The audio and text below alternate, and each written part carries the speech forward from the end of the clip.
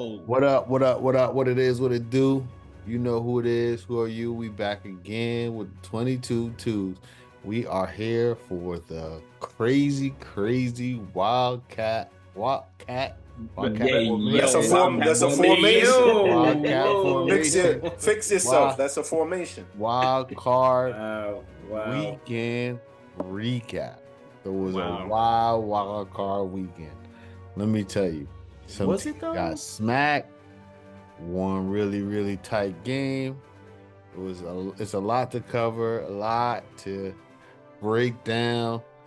So with that said, the fellas, we about to go ahead and do what we do. But before we do what we do, you need to do what you do. So you need to like, follow, subscribe, share, comment. You know what I'm saying? All the good stuff. We need that interaction. We need y'all to step up because y'all ain't been stepping up. We've been consistently giving y'all that content, but y'all ain't consistently. Yeah, man. You know what I'm saying? Holla back. So get with us because we're gonna. I like having Twitter fights. We can do it. We know more than you do. Start tagging Elon on everything. You know what I'm saying? We can do whatever. But go ahead, get with us on the InstaFace and the Facegram. And RIP TikTok. We might not be it. Oh yeah, TikTok done. Don't get at us on the TikTok until the wheels fall off. We rolling with the TikTok. Hey, no, they said they about to sell it to Elon, bro. Bro, they might sell it to Meek Mill. I heard. Oh, they sell it to everybody. Somebody gotta buy it. Everybody get a piece. Yeah, everybody get a piece. But anyway, man, we're gonna kick it over to moderator extraordinaire FJB. Take it away. Yes, sir. I had to correct you real quick. You said some teams got smacked. Boy, all of them got slapped away this weekend, except for one. There was one, and we did speak about that maneuvers. We agreed that the Bucks and Commanders would be the best game of the weekend. Explosive. Wasn't as explosive as we thought it would, but it was really exciting. Back and forth the whole game. Close. Man, clap it up for Baker Mayfield. Clap it up for Baker Mayfield.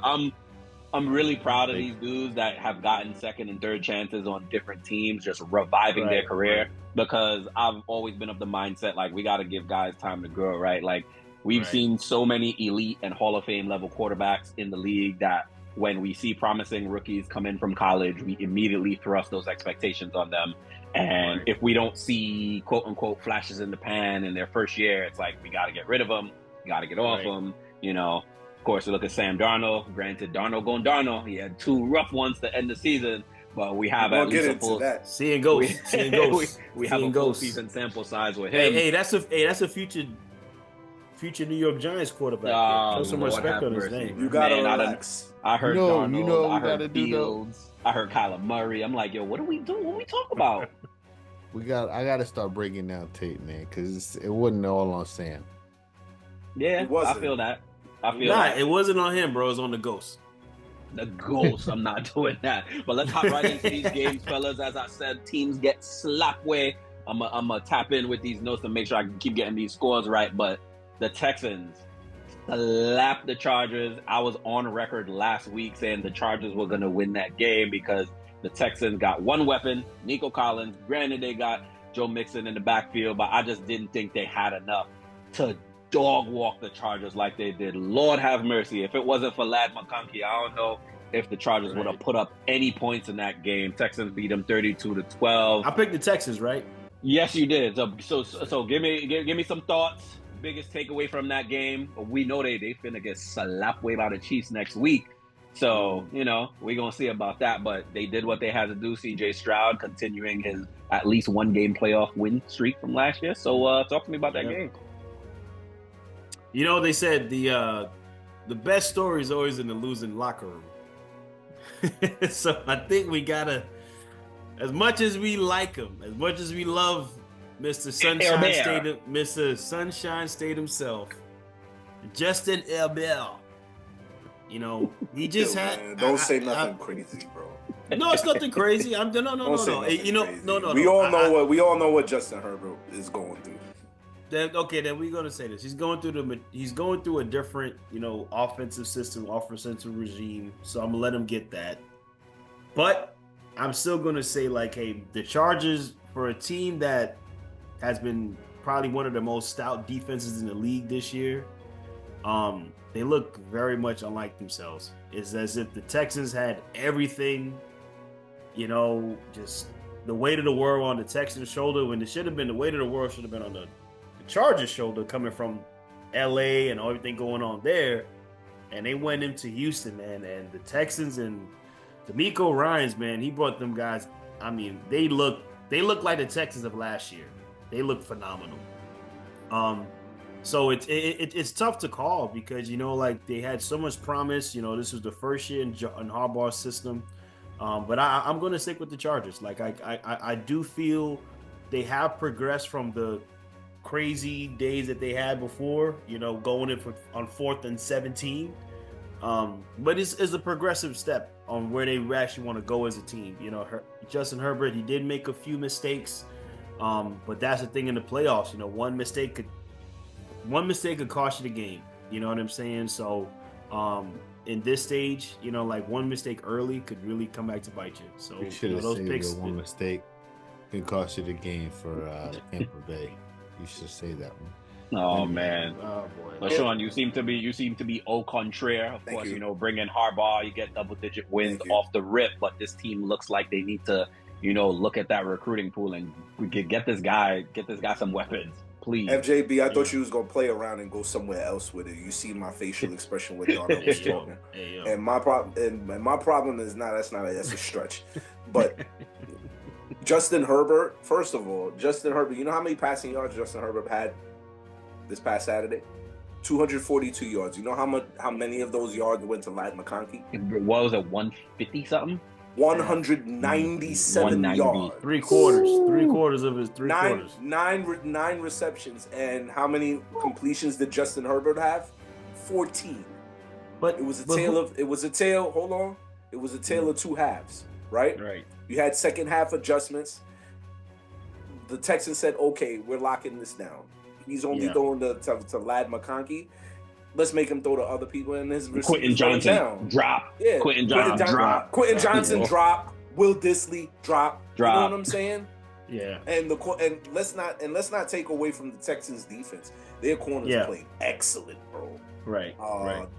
Stingley in the board, like they was all over everything. So the coverage was tight, and the Texans couldn't. The Chargers couldn't hang their hat on what they do best, which is run the football. They stopped that. You know what I'm saying? Yeah. So the bread and butter for that Chargers team is being able to run the football, run plays off of play action, and open up the rest of the field. But I mean, those opportunities were not there. And the Chargers are upstart. They're a team that overachieved this year. Their coach Jim Harbaugh is boss. Let's not even play games with that man's name. The khakis are back. You know what I'm saying? Listen, khakis are back, and who's got it better than us? Nobody. So guess what? Next year they're gonna retool. They're gonna re-up. They're gonna be a better team next year. But listen, I was glad for C.J. Stroud playing as well as he did in the second half of that football game. They leaned on Joe Mixon, which was the right decision, which I said last week that they needed to be able to do in order to enjoy success and be able to get ahead in this game. So, Texans, I believe I picked them. Did I pick them, FJB? You did. Maneuvers. I did pick the Texans. Biggest thing Texans can take away from this W, bring into next week to give themselves a shot. They proved all the doubters wrong. Right. Me being one of them. Nobody believes in us. Yeah. I mean, I really don't have much to say. I mean, I think Mr. Clark Kent right there, he covered it all. He covered, he really said, really summed it up really well. Well, I appreciate you ain't got nothing to say, so we're gonna keep it moving real quick because I need you to talk about your Pittsburgh Steelers. I said it last week on the pod that they are gonna get dog walked over M&T Bank Stadium. The game wasn't close. I don't know. Listen, they lost 5 games in a row to end the season. What we thought they were literally went left very, very fast. Russell Wilson looked like a shell of himself outside of a few big plays. He hit George Pickens, who actually, made the most of that play. That was more on Pickens. You tripping? Oh, he played is crazy. What you doing? What you doing that for? You tripping? Oh, he played is crazy. But listen, the age old adage: if you have two quarterbacks, you have none. They were juggling between Russell Wilson and starting the season off with Justin Fields, but of course they're probably on the lookout for something. They need something to jolt this offense. The defense boy. Defense has been great. TJ Watt doing what he needs to. Minka Fitzpatrick and the boys. But man, this offense needs some work. George Pickens needs some maturing. They need a leader at QB. So maneuvers, the floor is yours, man. What happened in that game? And did they lose to the eventual AFC champion? I'm just checking how much time we got for me to cover everything we need to cover. Man, a lot to unpack. Listen, let me say this, right?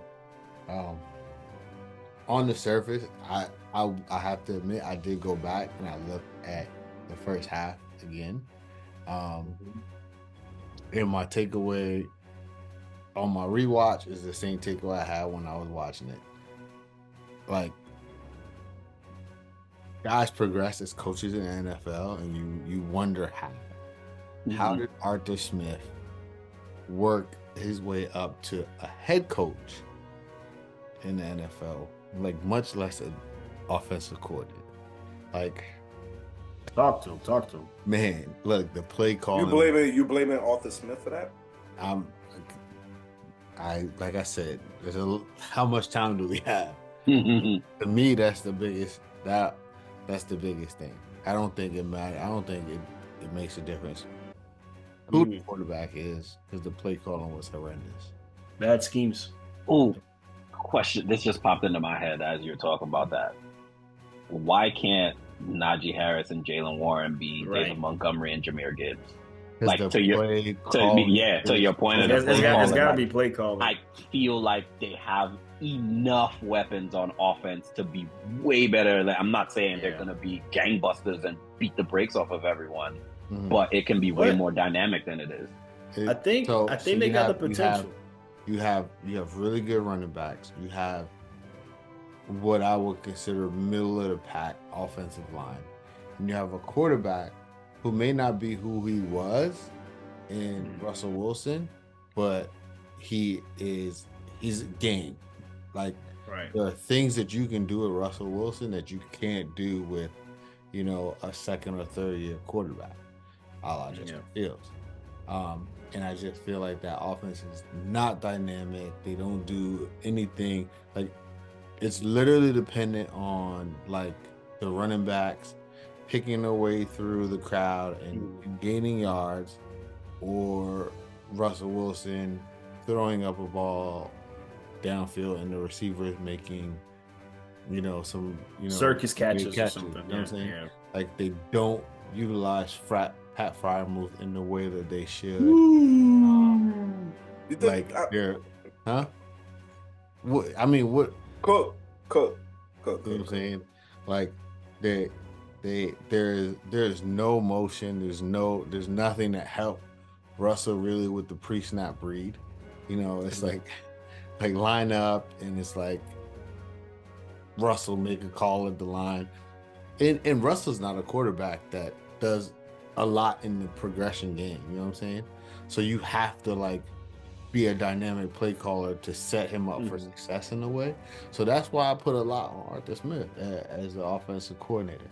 Defensive side of the ball is almost the same thing, but there's a lot more talent on the defense side of the ball.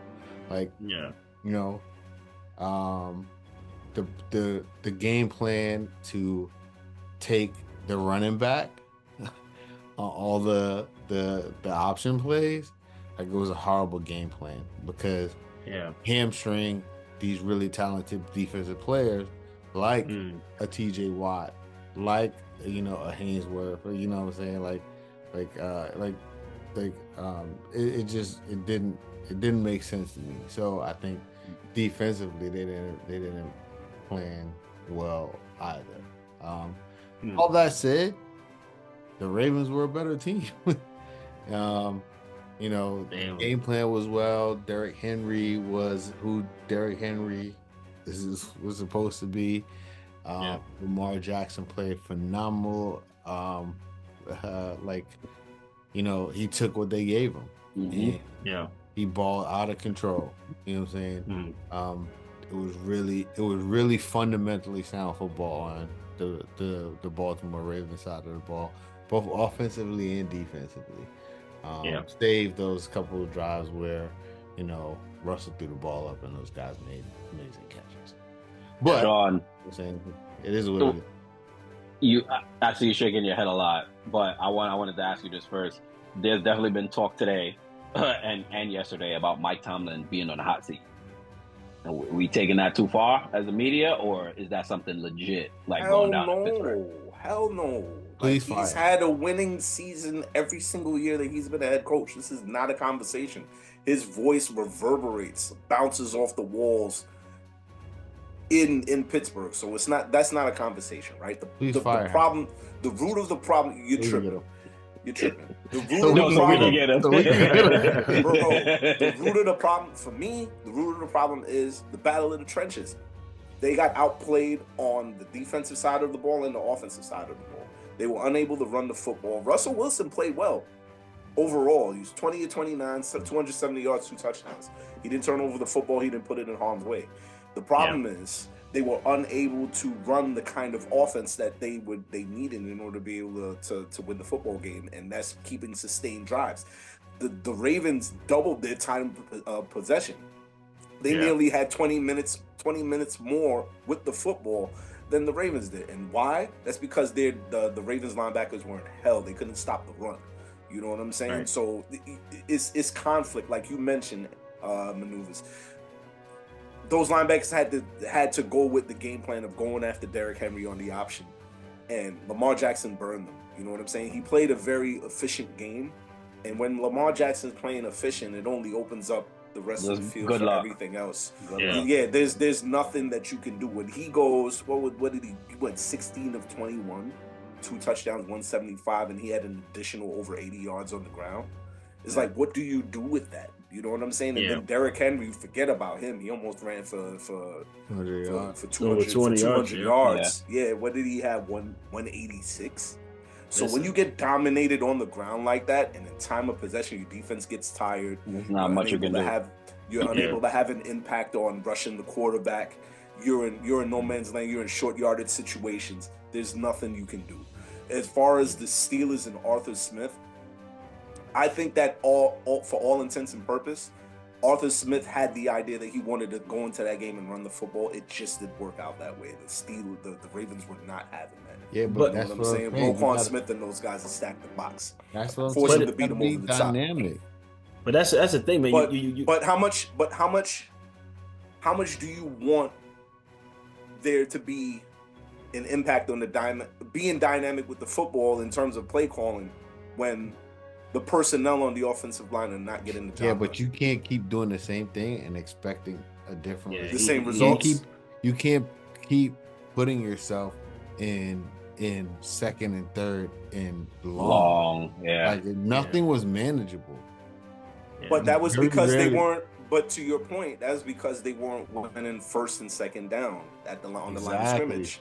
Because it was a yard or 2 yards in a cloud of dust. Yeah, so if you lose, if you're consistently losing, we're running the ball on first down, then try something different, right? Play action, something like you got. But that's not what the.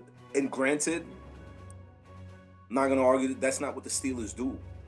That's not what their offense is known for. That's the problem. That's about the dynamic play calling. Yeah, you got Pat Fryermuth is like utilize him. Like he's gonna beat most linebackers, bro.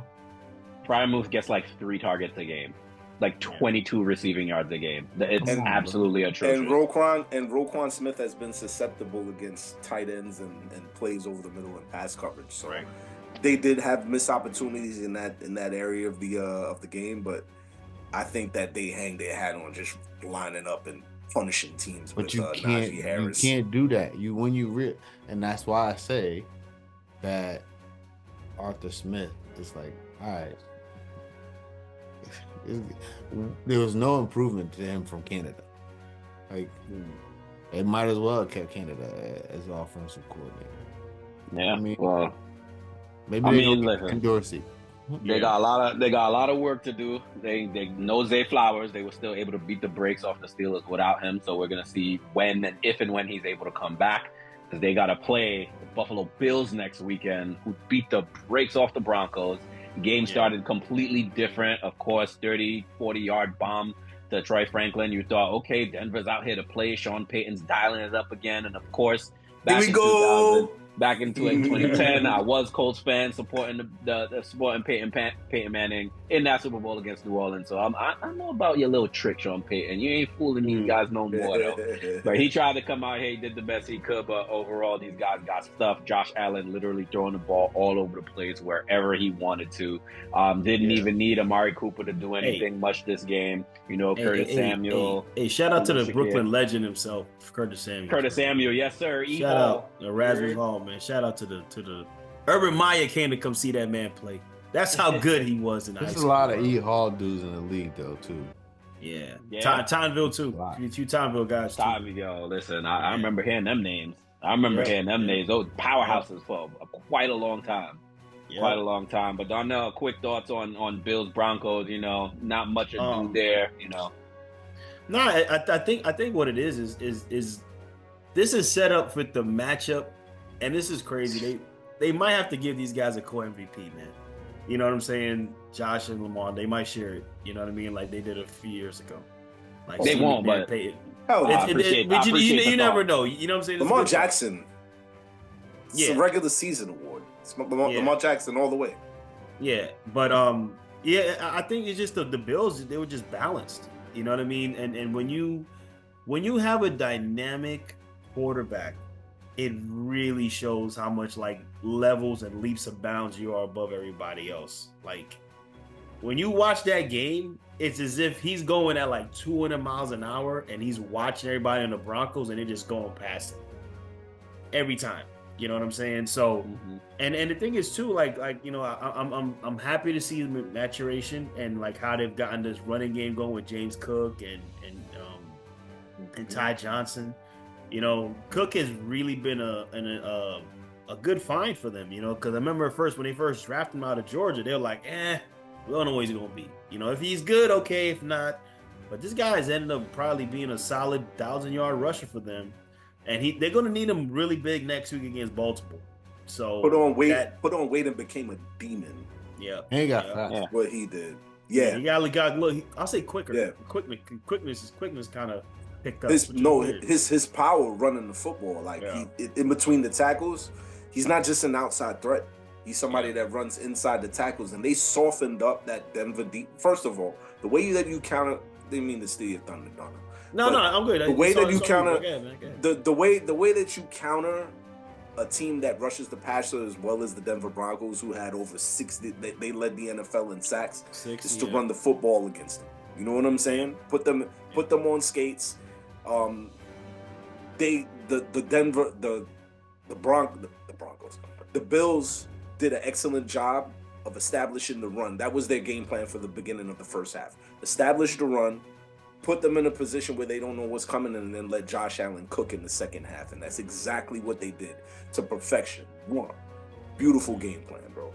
Not much you can do. You know, there's been talks about, put a spy on them. You cannot put a spy on Lamar or Josh Allen. They're going to make a miss. Cannot. Like, it's just like, what are you supposed to do? Which is why we said, once you set up the run, you set up that play action, good fucking luck. Because it's going to be, you're in for a long night. There are certain players in the NFL that play really, really well off schedule, and it's the difference between elite and pedestrian, like a Sam Darnold. Sorry, Sam, I didn't mean to throw shots at you, but you look at Lamar Jackson and Josh Allen and Pat Mahomes. Those guys are able to play off schedule when the play breaks down and make plays with their legs or their arm. And you can see both of those games head and shoulders above. We agree. We're agreeing on a lot tonight, but when we get to Sam, I'm gonna defend him a little bit. I like that. How about we about to jump to the NFC side right now anyway, because opposite of Lamar and Josh, who impact their teams winning, one might say Philadelphia Eagles win in spite of Jalen Hurts, who has not thrown for over 200 yards in any of his playoff victories. I might surmise that probably can't continue if he has the hopes of winning, getting to the Super Bowl and winning one, because you're not going to do that. Of course, they got, our glorious King Saquon. But once these defense start ratcheting it up and they start playing better teams, it's going to get crazier. But maneuvers, we're going to start with you because you were the first one to say it last week. Eagles were going to slap away the Packers. Granted, the Packers came into this game, no Christian Watson, Jaden Reed, Dobbs go out, so they're missing their top 3 targets. Don't matter. They don't have a number 1 receiver. Like Spider-Man meme. Oh, gosh, they don't. Like, how do you pick them as your horse to win it all, and they don't have a number 1 receiver? Granted, strength in numbers. They got a number 1 running back. That boy, Pat, he's a beast. He is a beast. But I mean, ain't much to say, man. It wasn't much to me. It wasn't much of a game. Wasn't much of a game. I checked I was out and about running errands. I checked the box score. I'm like, what are we talking about here? Like, what are we doing here? This game is just like, AJ Brown was so relaxed. He was reading a book. He ain't care about the I forgot the name of the book too, bro. I forgot he was still talking about what book it was. Because he was on the sideline reading the book because he was comfortable. He's like, I don't need receptions. We're about to win this. We're about to win this game anyway. It don't matter. Like, inner excellence. Train your mind for extraordinary performances and the best possible life. But speaking about extraordinary, number one seller on Amazon. Speaking about, let me just wrap it up. My biggest takeaway, right, is the inner excellence of Saquon Barkley. All right, that man. He should have ran it in, bro. Effing up parlay since 2025. Oh my God! Not running that in. Vegas gave him a bad parlay. If you pick the parlay from the score touchdown, then you haven't been paying attention to Eagles. The parlay should have been over 100 yards. Saquon Barkley has been stopped inside the 5-yard line like 20-something times this year, and 16 times someone else has scored a touchdown. Like bars, Barnwell. Gainwell. See? Our stats better than yours. Go ahead and cook, bro. I'm just saying, like, it was definitely the parlay for Saquon was over 100 yards. He gonna go for 100. He may not score because he may get push. Tell them why they stupid. Exactly. Yeah. And why they shouldn't be mad. But in all honesty, the Packers, I don't know why teams get away from being stubborn with the run. You know what I'm saying? Why do you feel like you have to put the ball in the hands of Jordan Love? And he has an elbow injury. His wide receiver core isn't it's depleted. Even though they got like 5 guys that can all complete, Swiss Army step knives up and get 100. Any one of those guys can do anything, right? But Josh Jacobs, I'm looking at his stat line: 18 carries, 81 yards, 4.5 yards. I feel like he should have had 10 more carries. You know what I'm saying? Like, why are you not feeding this man the football? He gets stronger as the game goes on. And to be honest, let's keep it a bean here. The Philly cheesesteak, I should say. The Philadelphia Eagles defense is top tier, bro. Yeah. Top 5 in the NFL. They play great. They lost the. Are they number 1? I think number 1 overall. They're top 5. No, top 5. 2 or 3. I know they're top 5. I know they're up there. They don't play around with Jalen Carter and Nolan Smith and Quinyon Mitchell. Like they have. You might as well call them the Georgia Eagles, bro. Like you just named 3 players, right? The Kobe Dean. They go to Kirby Smart every year. Like I want that guy. I mean, and that guy. But Darnell, they gonna be missing. They gonna be missing the Kobe Dean. The Kobe Dean has a torn patella tendon, I believe. It's a wrap for him, right? Yeah, he's out. He's out for the rest of the year. But I mean, they got. Imagine they had. But then they also have a mix. And look at The defense, like we thought the Yeah. defense was suffering. Yeah. And maneuvers is crazy because they have guys that they picked up from, the practice squad with the Saints, Zach Bond, who's an all-pro player. Like, who is this You guy? put a guy. Listen, you put a guy. Who is That this just guy? goes to honestly. That just goes to show if you put players in the right position, in order to be able to succeed, they can play above their ability. You know what I'm saying? So you're saying don't get rid of your players For our glorious King's sake. Next game, please. He said it was the right I love decision. that. It was the right decision to get rid of him, man. It was the right decision. Teed him up perfectly. But we move on. We move on to the doink of the weekend. Bro, how many? Can we say that for last? Because that is the best. Do you? You want that to? is the best game. We can. All right, let's do it. So Let's it's not say a the part of. best for last. So It's how not about a part of the plan. What are we doing?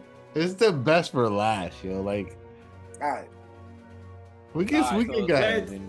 Let's Go ahead, go ahead. Any order y'all want to go in, man. Nah, we doinking it in. Pause. Doinked it in 23-20. Commanders, and I called it. I called it. Didn't Sean? You asked me last week who's winning that game. I said, yo, something about that Commander magic. I don't know. Jaden Reed. I just like how he plays. He reminds me of Lamar Jackson Jr. I said Jaden Reed. Jaden Daniels reminds me of Lamar Jackson Jr. I mean, how you gonna mix up a factor with a non-factor? Come on. He throws lasers, dude. Lasers. And his ability to improvise on the run is incredible.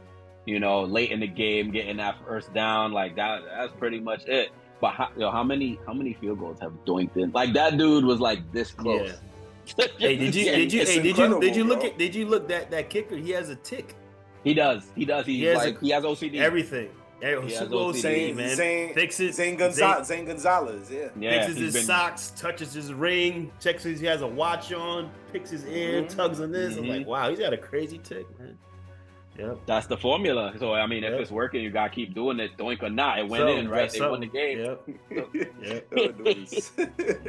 So they got to move on. I know Terry McLaurin is super happy over there. Dude got a QB now. He gets the rock, scoring tutties, putting up these crazy yards games. So, dude, Darnell, talk to me about this rookie sensation. Of course, 1 and 2.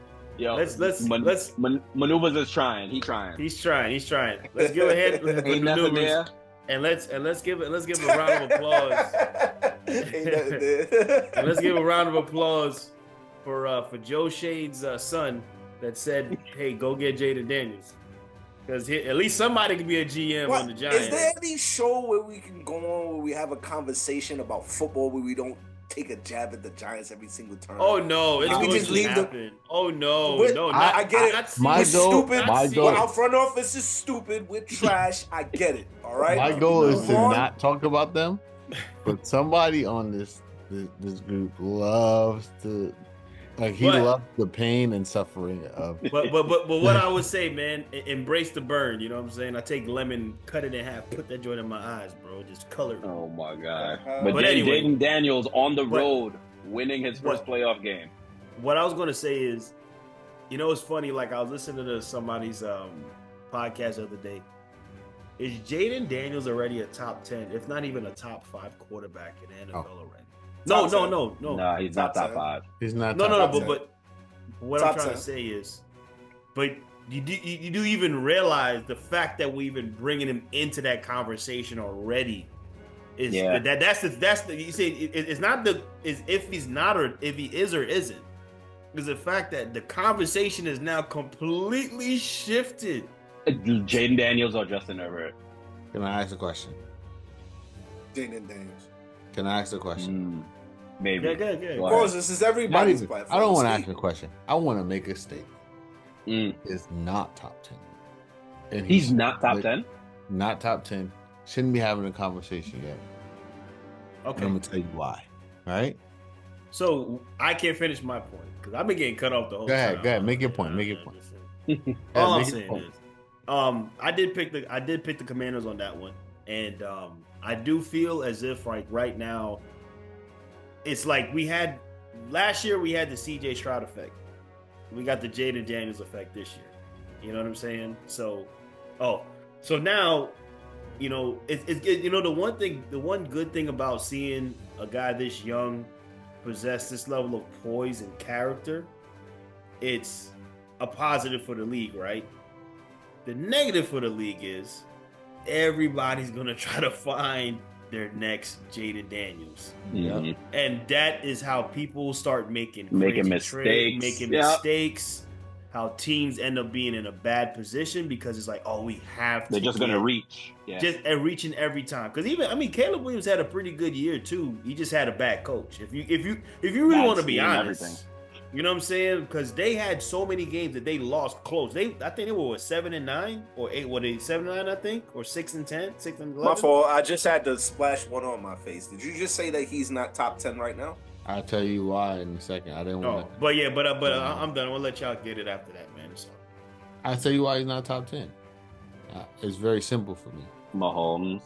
No, I don't need to go to the Not even ranking. I don't need to rank it or anything like that. Number one, he's rookie. He's an offensive rookie, hands down. He's an amazing talent.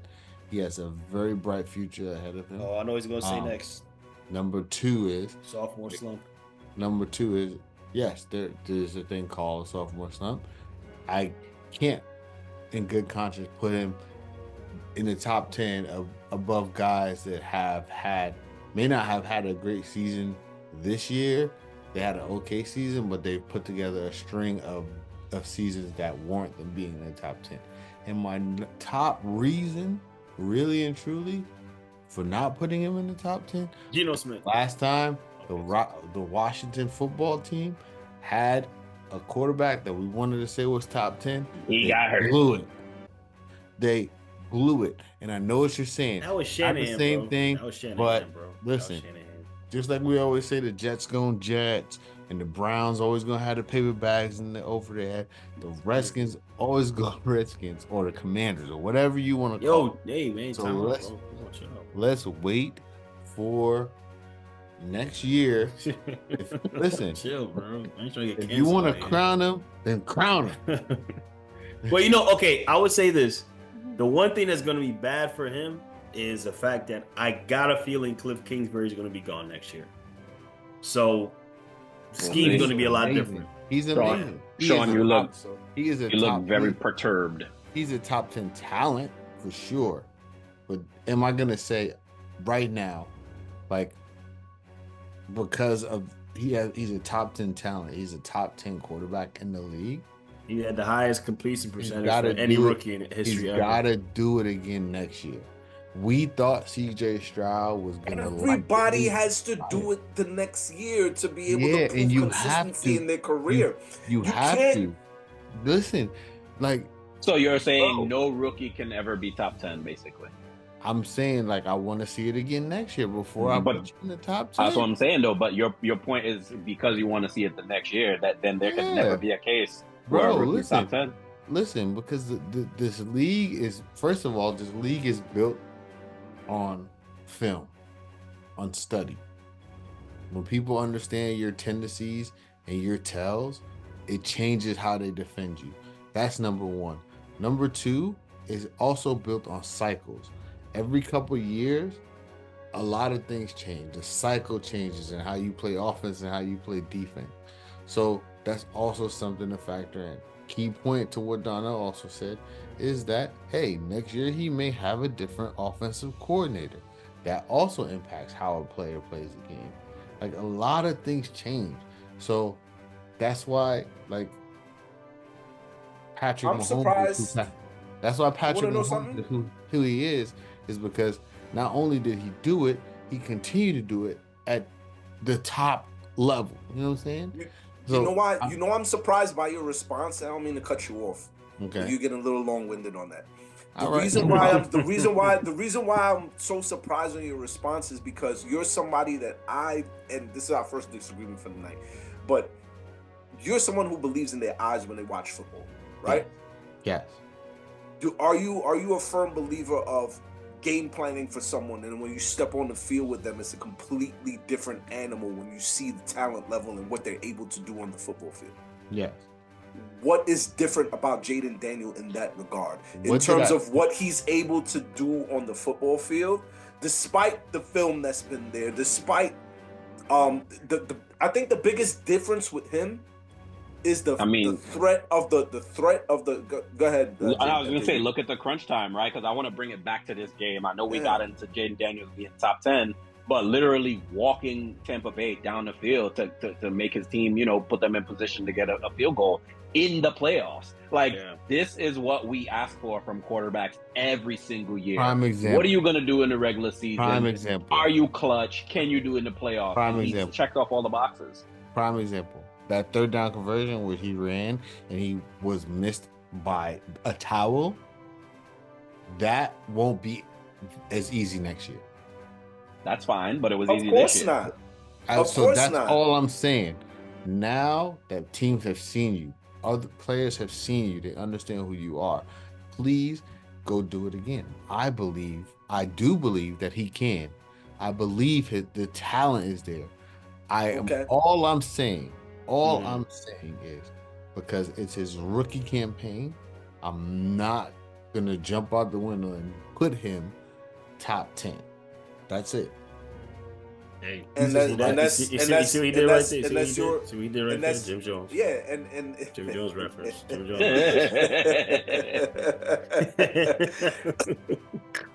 and that's your opinion. Yeah. But the maturity of how he's played this season, and amazing. How he's and how he's been able to step into the playoffs. I mean, granted, amazing. The Tampa Bay defense is not anything to be messed with. You know what I'm saying? They got Vita Vea, Levante David, Jamel Dean. Granted, he got hurt last night, but they were ready for him. It's all amazing. You know what I'm saying? Granted, to come back to the game, everything that they were unable. Everything real that quick, real quick, and to say that you want to protect a rookie quarterback with being able to run the football and put him in position to play action, he didn't need that. Okay, he did it off the muscle to drop him back 35 times and going 24 of 35, 268 yards. Yeah, get your stats wrap off. it up. Get your stats off. Let's bring it back. Let's bring it back. Let's bring it back to the game. Stat man. Yeah, let's bring it back to the game. To wrap it all up. Everything that he did, they won the game because of a bad handoff. Everything that he did, they won the game because of a bad handoff. Because guess what? When it needed to be turned on, you gotta give him his credit. Baker turned it the hell on, bro. And if it wasn't for that fumble, and if it wasn't for that fumble, and in the same breath, Jaden Daniels did not lose the game. He didn't put the ball in harm's way, and it was on his shoulders to put them in position to be able to win that football game. And he's done that multiple times this season, and that's the reason why I put him in the top 10. He did amazing. He's a top 10 talent. They won the game. Hats off to them. The Bucks were also out-coached. Let's not let that go without being mentioned. They were out-coached. And Todd Bowles is one of those guys I think that should be on the hot seat. All right, well, enough about top 10. We're going to move into the not top 10. Shout out ESPN on that, because Sam Darnold saw millions of dollars going down the drain with every snap on Monday night. They got blasted by the LA Rams. I was on record saying the Vikings would win. You couldn't convince me pre-game that Tutu Atwell and Marcus Robinson we're gonna win and beat out that stacked offense over there in Minnesota. But Darnold going Darnold, the blueprint. Detroit laid out the blueprint: blitz him, make him make quick decisions, make him make mistakes, make him tap dance, make his feet get happy, and that happened all night. They kept bringing the pressure. The Rams essentially got whatever they wanted on offense. Darnold could barely get what he wanted on offense. That team took so much out of them to get down the field. Save for that long TJ Hawkinson touchdown, that offense was pretty much stifled the entire game. So shout out to the LA Rams. And again, our thoughts and prayers, of course, out for everyone in LA County, in LA dealing with the fires. We hope everybody stays safe. They get all the resources they need. But the Rams put on for LA. You know, they kept showing it throughout the game. They did what they had to do. And they move on next week. And, you know, Eagles fans are shaking in their boots right now. And FDHB in a predominantly Vikings crowd. Did you hear the beginning of the game? Yeah, there were a lot of Vikings fans. Crazy. A lot of Vikings fans. Yeah. Of course, they had to switch the venue from LA to Arizona. But, you know, they did what they had to get done. You know, in a dome, no weather variance there. So the better team won that game. So Manu was talking to me about... Shout out to me and Sean, though. For y'all called it. In the midst of a 4-game losing streak, we were like, yo, these are a Ram team. They may be losing, but they look like something. But anyway. I ain't gonna let you jump on the bandwagon with me. I called Rams since the beginning of the season. We did. We both did. I call Rams. You call Rams too? I did too. I don't know if I remember that. I went Seahawks. Y'all called Rams. Darnell called Seahawks, and I called Niners. And we got it in the chat. Okay. Y'all got that right. And it's in the chat. We got it. I feel bad. Real quick. I feel bad for Sam. Same. And I tell you why, right? Damn, I need a film breakdown session. KOC, Kevin O'Connell, I love him as a coach. He's an amazing leader. But last night the game plan was crap. There were some missed opportunities. I will say that. Man, that game. Listen. The number one thing I want. What? Whoa. That was nothing about the Vikings, bro. That was all Rams. It was nothing the Vikings could have done. The one play that could have changed that game, and it said that if an if was a fifth, we all will be drunk. Was that fumble? But that was a fumble, bro. Come on, son. They were man's head is like this. He flicked it forward. He flicked it. Look at the flick of the wrist. Come on, son. Nah, bro. And it's only that's the only one play I would give you. But if you watch that game, the Rams got guys that were like literally bagging groceries, and you'd have no idea who they are. They're so uncomplimentary of the Rams. Like, what's wrong with you? Listen, these guys are NFL players, bro.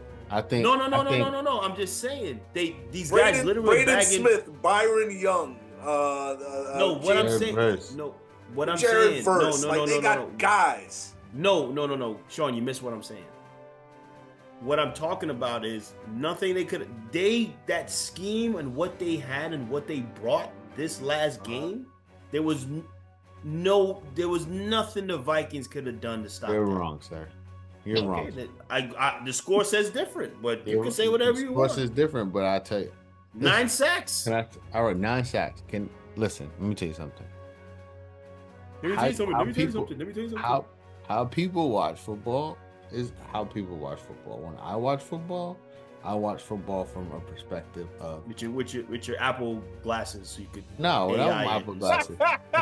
I'm just saying you always say that like we all don't watch the game and talk about it together. Like, whoa, this guy's like got a secret weapon over here. No, but he's watching it with the Hubble telescope. Like, look at Sam Darnold. Hey, look at the side of his jersey on the left side. He could have. All right, man. Let him cook, man. Let him speak, man. You got it. Good point. I don't have Apple glasses. Apple glasses. But Steve Jobs talking to him in his headset or something.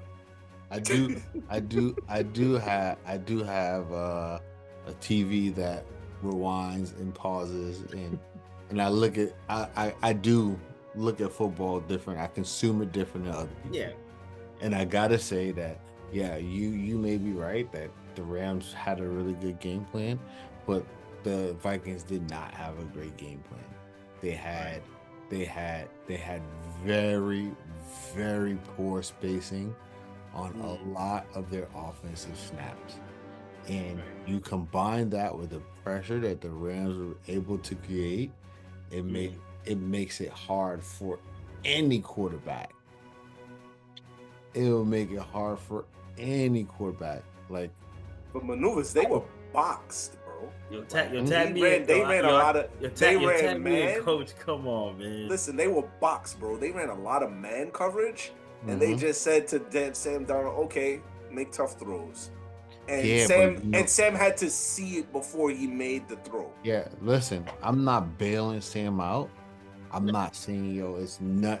It's like it's not on Sam. He definitely made mistakes, but I have to say, those bunch formations where you got 3 routes in the same area against man coverage, you're helping the defense. You're not making it easy on your quarterback. Yeah, that's idea. He did not. He did, and especially when after sack number 4, he's like he didn't. You see the look on his face. You can't see nothing. You can't see nothing. I've been there where it's like I don't know what the hell's going on. Like I'm dropping back and I'm throwing it away. I'm getting sacked. But in those situations, maneuvers, he's got to take the opportunity to use his legs and get out of the pocket and run and create shorter yardage. But they were coming from every direction, and he didn't. They weren't. They followed that Lions blueprint. Yeah, they weren't calling plays where he had like the easy check down, or they were moving the check down guy in motion so that he could know that it was They were running that Lamar Jackson special where they were running just zero at times, and they were like beat it. And you got guys that can beat that. You got Naylor, you got Justin Jefferson. You got Addison, Jordan Addison. You got guys that are Hawkins. You got guys that are man beaters and and he didn't. But here's the thing. I correct myself. But he didn't really take shots or chances. Here's the thing. Put the ball up to give his receiver chances. Here's the thing, right? But you gotta combat what they're doing with. You gotta fight fire with fire. Okay, cool. You guys are blitzing me. Get him easy routes and easy throws to those guys that are man beaters, so he has the confidence. They went straight from all right, you're on your back and you're under pressure. Drags and slants, right? To you're on your to all right. Try to throw Justin 20 yards down stop the field. and go route. You know what I'm saying? Give him something to not only build his confidence, but also make the defense respect what he's able to do throwing the ball. But really quick, conversely, can we talk about how the Rams decided to attack the Vikings defense? They didn't play to their strength in them being able to stop the run. They came out firing with Sam Darnold. I think he went like 10 of 10 or something crazy like that. He didn't miss a pass. He was on fire, bro. Matt Stafford. Who did I just say? I'm tripping. Sam Darnold. Yeah, Matt Stafford. He was cooking in the first part of the game. Yeah, they were slanging that thing. Yeah, he was, man. No pause. No pause. But it was nice to see. It was nice to see Tyler Higbee back. It was nice to see Cooper Kupp get involved in the offense too. Yeah. I mean, he had a couple catches here and there, but it was really good to see that the Rams can defeat you multiple fronts. They can run the football. They can throw the football if necessary, and they have a defensive front that's formidable. And I think that them going to the Eagles, I think they might run into a goddamn. We'll get into that. We'll but see. I think they're gonna run into a buzzsaw. But we'll see how that game shakes out. We'll see. All in all, Minnesota got a dilemma on their hands because now they got to figure out what to do with Sam Darnold. They still got McCarthy. Daniel Jones. Franchise tag. Don't even get me started. I do think that if I remember correctly, they can no Giants talk. They can franchise Sam for a boatload of money. I think it's somewhere between 30 and 40 mil that they could throw the tag on him, but remains to be seen what's going to go there. But, changes happening all around next season. The Cowboys also got rid of someone named McCarthy, and there's been rumors that they might get Deion Sanders. So just quick thoughts on, potentially Deion Sanders going over there. And, we've heard a couple weeks ago that, Deion and Shedeur would be a package deal going to the NFL, which, I don't know how that's going to happen at this point, especially if the rumors are already starting. But Sean, quick thoughts. Dallas Cowboys. Good idea, bad idea. So I, first of all, McCarthy has, what was his record over the last 4 seasons, right? With the Dallas Cowboys. Let's take a look and see. I don't know. They go 500. Because- I know every there's season, just You're double digit wins. You're getting a little long-winded. He said, Yeah, double digit wins, bro. That's all you need to know. Double He's digit won wins. 12 wins. He had 12 wins. Borderline double-digit wins. The division winner, what 3 of the last 4 years, and first-round playoff exits. I mean, whose fault is that really? You know what I'm saying? Yeah. Hey, I ain't pointing no elbows. You know what I'm saying? But he ain't doing what he ain't doing what he's supposed to do on the football field. Dak Prescott, it's the pressure of playing in Dallas, right? It's a pressure cooker. They're like it's like being in a fish tank. Everybody's watching what you're doing. They're America's team, and as much as it's hard for us to be able to admit as New York and Giant fans, they're the talk of the NFL. When you're looking at the sports commentary or you're looking at breakdowns of the NFL, the number one topic is the Dallas Cowboys. Always the Cowboys. Yeah, and what kind of attention they're looking to bring. Whether there's a headline here about Michael Parsons or Dak having or issues Micah, with Jerry Michael Jones. Parsons with the coach and Jerry Jones and them cutting Zeke Elliott and him joining the Chargers and not doing shit. Like, that's crazy to me. Right. I feel like Mike McCarthy brought structure and had Dak playing some of his best football of his career. I think that the problem is that, and y'all gonna be sick and tired of me saying this over and over again, is that they've gotten away from the run over the last couple of years and put the ball in the hands of Dak Prescott, and having that mounting pressure against him to be able to succeed.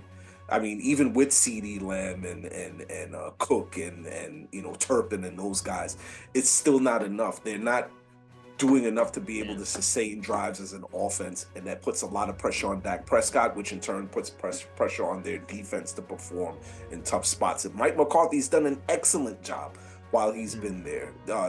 Dak Prescott's had career numbers with him as his head coach. So I think that Mike McCarthy, to kind of get away from the Dallas Cowboys for a moment, whoever gets Mike McCarthy is going to get an outstanding all-world coach. You know what I'm saying? If the Bears get Mike McCarthy, watch out. Caleb Williams is going to do excellent under his tutelage. And whomever gets him, who has a young quarterback that's looking to be able to succeed. So I think that Mike McCarthy was a huge loss for the Dallas Cowboys. It's like, where do you go after this? How many different coordinators or potential hiring candidates are you going to go after to be able to be a right fit?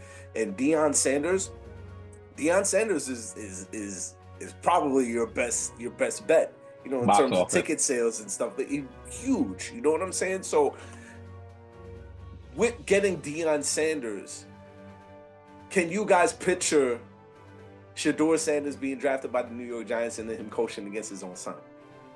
Yeah, that's gonna be weird. That would be insane.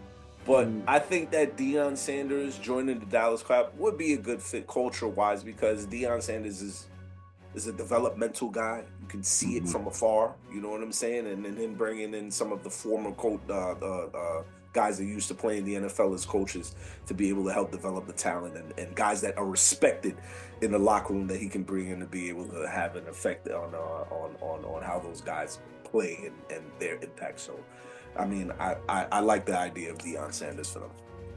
Darnell, the Patriots used to be America's team back when they had Brady and Belichick, but they've also moved on from Gerard Mayo. 1 year stint over there. He is out of there, and they have moved on to Mike Vrabel. Of course, those rumors have been running rampant since last year. Vrabel coming home, Gerard Mayo out.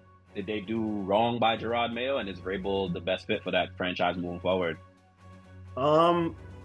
It's as if they're still trying to get out of. They're still trying to be Bill Belichick's team. Granted, Vrabel's not really Bill Belichick. He wasn't. He just played for him. He never coached under his tree. He just played for him. But it's weird, man. It's like you see where the league is going, and every team that has a dynamic quarterback, for the most part, they have an offensive-minded coach. For the most part. So it's kind of odd, or the offensive or the coach delegates completely and totally to the offensive coordinator. You know, a la, you know, the Bills, where McDermott just gives it all. Hey, you know what? You guys take it. You know, but a team that's been struggling with offense for the past couple of years, you would think they want to do that. The one thing about the Patriots, even when they are not the best, you always said, hey, they had a pretty decent enough defense. You know, like the problem with the Patriots has not been like they won't keep teams close. It's the fact that their offense can't score. Yeah. And, you know, and I said, like, your offense is never on the field. The defense is going to get tired. You know what I mean? So that was as he said, that was the known about the Patriots. The unknown was, hey, you guys got this 6'5" guy out of North Carolina that showed a lot of promise last year. And last time I remember, when Vrabel was there in Tennessee, it was the bell cow. It was a running team with defense. What exactly are you going to do to really tap and harness the Drake May potential? Like, what are you doing here? You know what I mean? Who knows? It might bring Josh McDaniels back. I don't know. Who knows? Bill Belichick might come back and be a cold something. I don't know. They love their exes, bro. Yeah, they do. They like me. They love their exes. Wow, I ain't even touching that one. Yeah. Maneuvers, I'm coming back to you because you and I both called it last weekend. Hey, you know what they said? 35, Sean. Get your life together, Sean.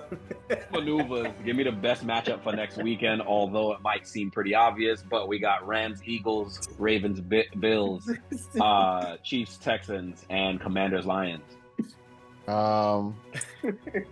Best matchup for next week. I mean, you know what it is? Start circling them things, man. You know what the best game's gonna be? Yeah, you know that seems like the obvious answer, but I think the Commanders gonna put, Lions. The Commanders gonna put on a nice little show. Over. I don't know what the over under is now, but over. It's gonna be. I think that's the game. That's the game. That's over. And over under. I'm gonna check it in a second. But if I had to guess, 45, 51 and a half. I'm about to go check it right now. Yeah. I think it's. I think that's the best. I think that's the best. Yeah, that's the best game of the week. I think the story. The fairy tale ends in Detroit, and they stop a hole in that ass, bro. 55 and a half. That's the best game of the week. I want to say this, and I think the best game of the week over Bills Ravens. Yeah, I think so. I ain't gonna do it. I'll let somebody else do it. Do you really think I'm nuts? I think the Bills Ravens like the obvious one that people want to say. From a narrative perspective, Bills Ravens is the biggest, but I do think Lions Commanders will be the most explosive. Like 55 I'm gonna enjoy and a watching half that is game. an insane total. I'm gonna enjoy watching that game. Montgomery's it's gonna be an offensive. Montgomery's back. Yeah, Montgomery's back. Knuckles is back. Sonic and Knuckles is back, baby. That's gonna be a great game, bro. Yeah, I mean, I think we could pretty much call it chalk. Chiefs over Texans. I don't think any of us are gonna disagree too much. I do. You think the Texans are gonna win? I think it's gonna be fun to watch. I think it's gonna be a nail biter. I think think that the Texans might have. You think so? It's not Arrowhead anymore. What they call it? Geha.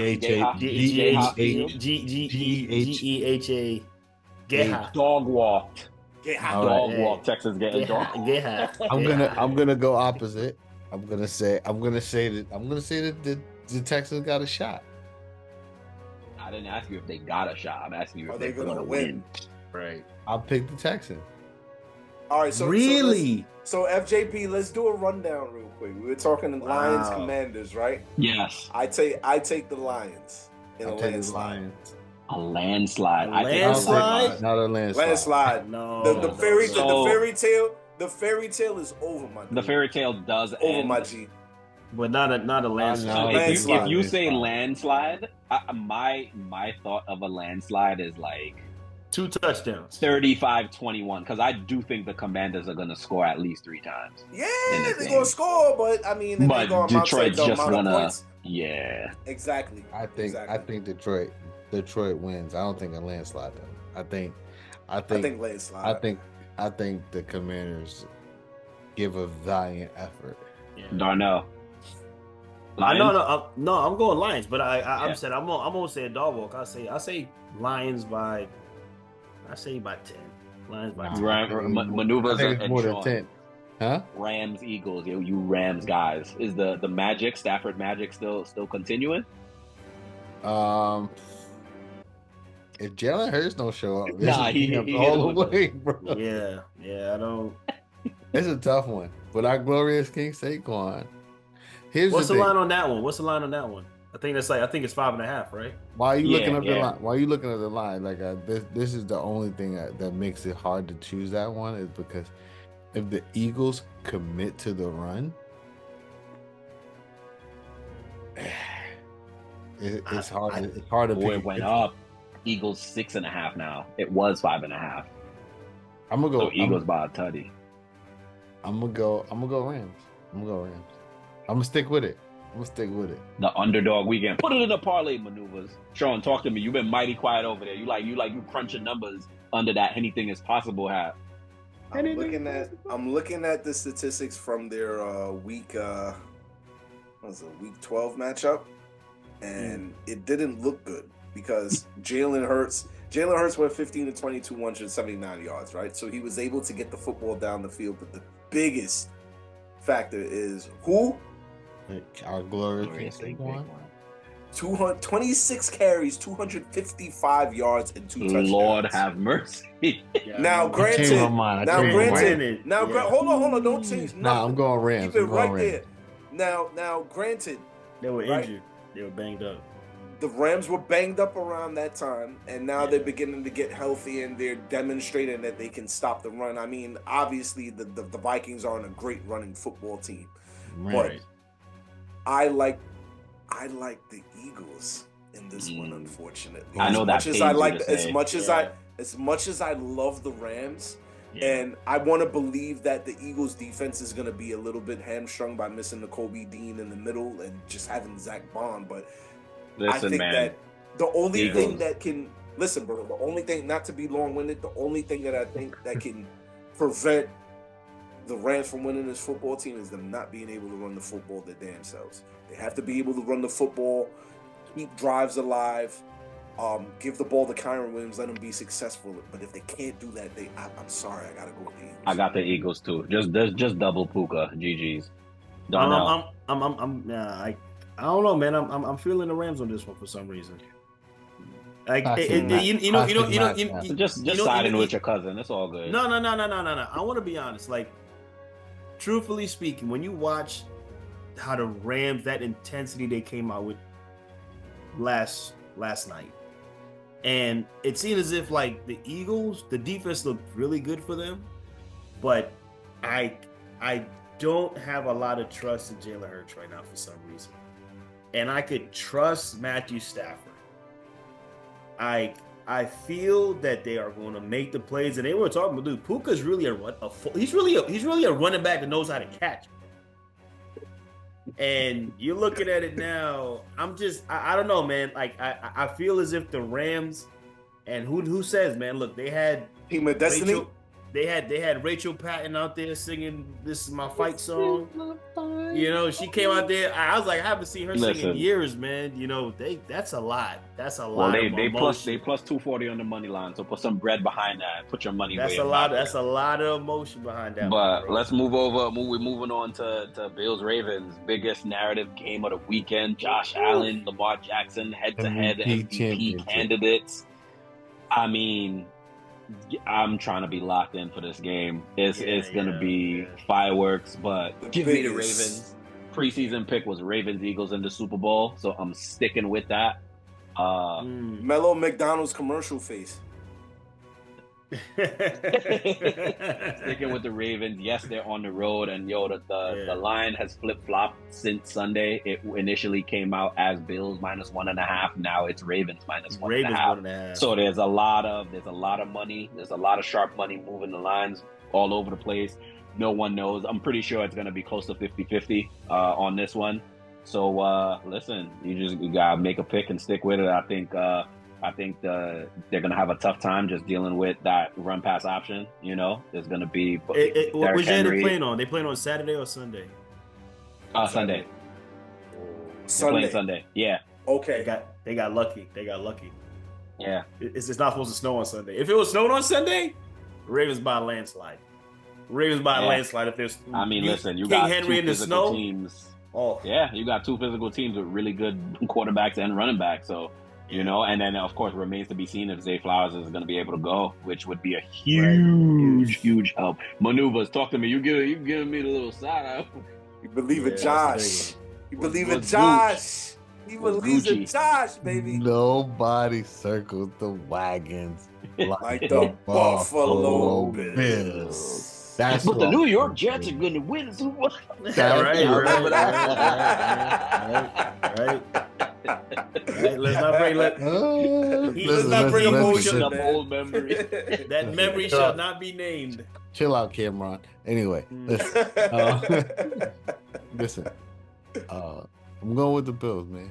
I'm going with the Bills because they have the ability to do something that the Ravens don't. When everything else is do that, they still run the football. So I'm going with the Buffalo Bills. John. Bills. Josh Allen will not allow them to lose. Wow. So it's only me. Darnell, please tell me you're on my side. No. I'm saying Ravens, bro. I'm saying Ravens. I think the Ravens are gonna. I was just picking the Ravens because they got a black quarterback. Me too. Listen, I mean, are we going there tonight? Y'all believe in them? Ain't got the Braves. We believe in the white man this Sunday. Black quarterback with grills. Black quarterback with grills. The boys, run through it one last time, quick for the people. I got Eagles, Ravens, Lions, Chiefs. Darnell. Rams, Lions, Chiefs, Ravens. John. Eagles, Bills, Lions, Chiefs. Maneuvers. I got Bills, Lions, Rams, Texans. Unbelievable, this guy with the Texans. Texans is wild, bro. Dog walked. I can't wait. Saturday and Sunday Give playoff. Me my money.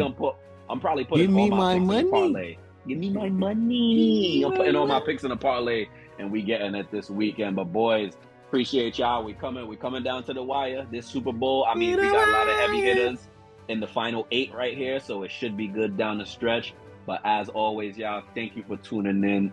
You know what we do, as Maneuvers mentioned. You know what you gotta do. Like, subscribe, comment, hit us up. Blue Sky, X, Instagram, not TikTok because it's out of here. Sell it to Elon. Sell it to Meek Mill. Sell it to somebody. Or it's GG's for that platform. Sell it to 50. Sell it to 50.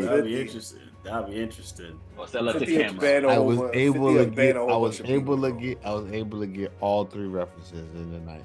Jim, Cam, and 50. Holla at you. I see what you did there. Holla at your boys. Peace.